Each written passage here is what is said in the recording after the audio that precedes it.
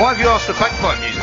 Well, apart from the fact that we're at the FA Cup final here in England, kicking off at 5:30, at 3 o'clock today, Celtic Aberdeen, the Scottish Cup final. It's a bit of a stereotype to play bagpipe music. No, I don't. Hey? I think bagpipe music's wonderful. I love bagpipe music. Mull of Kintyre, nobody's singing Mull of Kintyre. Mist rolling over. Mist rolling from the sea, actually. The sea, that's right, and all that kind of stuff. But anyway, listen, it is the Scottish FA Cup final today. What's so special about this Scottish FA Cup final? Well, I think I'm right in saying that if Celtic get this against Aberdeen, it will only be the third time in the history of that amazing club that they've won the treble. That's right, exactly right. But also, Brendan Rodgers would be insufferable, won't he? If he was treble. Well, insufferably good, I suppose, because he's done such a good thing. But it also comes in the week. What I've noticed about you, by the way? What's that? Ever since we were on Rod Stewart's plane, you've been much nicer about Celtic than you've ever been before. I've never been dismissive about Celtic. Brendan and Rodgers. Also, of course, it comes in the same week as they're celebrating the 50th anniversary of the legendary Lisbon Lions victory in the European Cup. The first British club to win the European Cup. Now, just before we speak to Stuart Weir, who's our man up there watching it for us, right? Vicky says this: we desperately need the Porky Jinx to work today.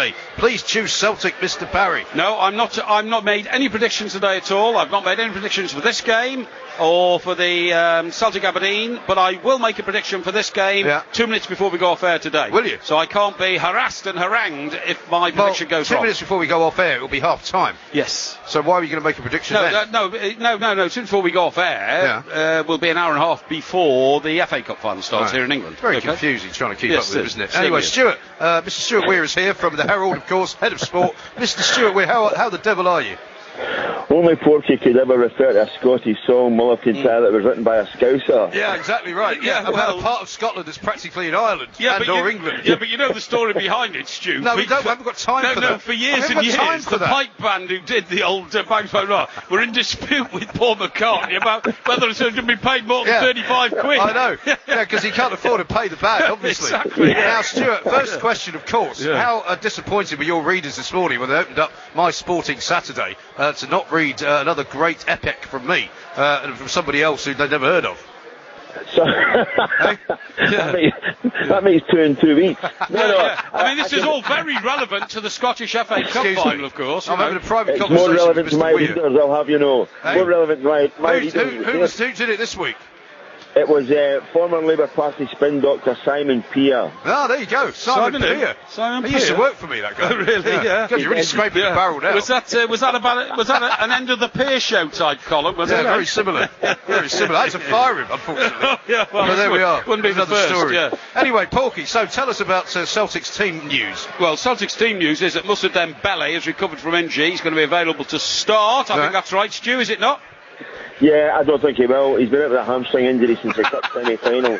Sorry, Stu. Jinx, I just gave you the information. He's starting, right? Now, if you want to diss me every time you come onto this talkSPORT radio slot, pal, you have got a limited career. I think Dembele's been training all week. There's no guarantee that he would play, though. Yeah. And what about Ryan Christie? He's unavailable for Aberdeen because of the terms of his loan deal from Celtic. That's pretty unusual, isn't it, to have a guy on loan from Celtic to another club in the SPL?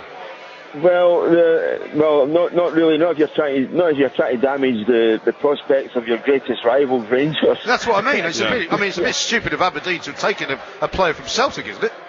No, I think he was needing game time. I think Brendan Rodgers identified that, and the fact that he actually admires the way Aberdeen play their football. So I think it was a good mix, a good combination, a good chance for Ryan Christie. Unfortunately, of course, I don't think anyone banked on the fact that both Celtic and Aberdeen would be meeting in the Scottish Cup final, and therefore Celtic, as his parent club, wouldn't let him play against them just in case he turned up and scored a couple of goals.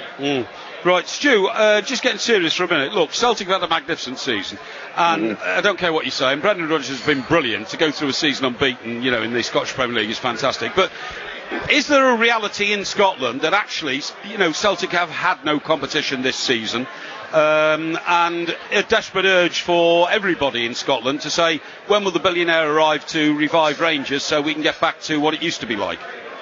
Well, if a billionaire arrived at Ibrox to take over Rangers, he'd have to pay off some of the debt first before he could actually invest anything. Yeah. I think the big thing you know, people can say that the standard of football and the quality of football isn't that good in Scotland, and that Celtic had an easy ride of it. That's not the case. You still have to turn up for 38 matches and all the cup games, and to go all of those matches unbeaten, be 90 minutes away from the perfect, faultless season is quite remarkable. And I think everyone should acknowledge just what a great job Brendan Rodgers has done on that front. Yeah. Absolutely right. So, are you seeing a Celtic win here? Is the treble very much on the cards? I mean, there's not that many people who would expect an upset today from Aberdeen, is there? Yeah, only wishful thinking Aberdeen fans probably. Yeah. I do think Celtic, if Celtic score first, the game's over and done with. I can see Celtic will get too much firepower, regardless of who plays up front. But guys like Sinclair, guys like Roberts, they can all contribute goals. The big thing is, I just don't see Aberdeen being able to go 90 minutes without making the usual sort of catastrophic blunder at the back and gifting Celtic a goal. So I think it might be tight, but I can still see Celtic winning by a couple of goals at least. Yeah, there's a great stat here, Stu. Celtic and Aberdeen have met 6 times in the Scottish Cup final, and Aberdeen have won the last 3. And, I've been there. Sorry? I've been at the last exactly. And of course, we mustn't forget that the man who was the architect of Aberdeen's greatest years was Sir Alex Ferguson, and he's not in the game anymore, but he started any revolution Aberdeen had. I think there is a chance that Aberdeen could upset the apple cart purely through the law of averages. Celtic can't keep on winning. You know what I mean? Listen, on that one, I never believed the law of averages. There's a Rangers manager lost his job because he believes in the law of averages this season. Yeah. I think, I think Aberdeen might run Celtic close, but given the last time they won the Scottish Cup was 27 years ago, and I was still driving around in a car that was, I was still driving around in my Ford Sierra Cosworth at the time. That's how long ago it was. I just don't see it happening. Yeah. Okay. Well, it's the first Porky Jinx. Actually, it's not the first Porky Jinx of the day because he's already brought down British Airways, unfortunately. Grounded them. So we just mentioned that earlier on. Stuart, listen, thank you very much indeed. Thanks, Stu. Enjoy the afternoon. We are here, of course. That is the Scottish Cup final. We'll keep you updated with all of that. That gets kicked off at 3 o'clock. Porky says he thinks that Aberdeen have got a chance. Well, they have got a chance. They have got a chance. There's 2 teams on the pitch. Of course, they've got a chance. In fairness, they have got a chance. And I just see this hiccup, which could really upset the apple cart. I don't think they're going to win, but they could. Yeah. Braemar Castle stands in the heart of the Highlands, and this song, when I wrote it, came from my heart, a Scottish soldier.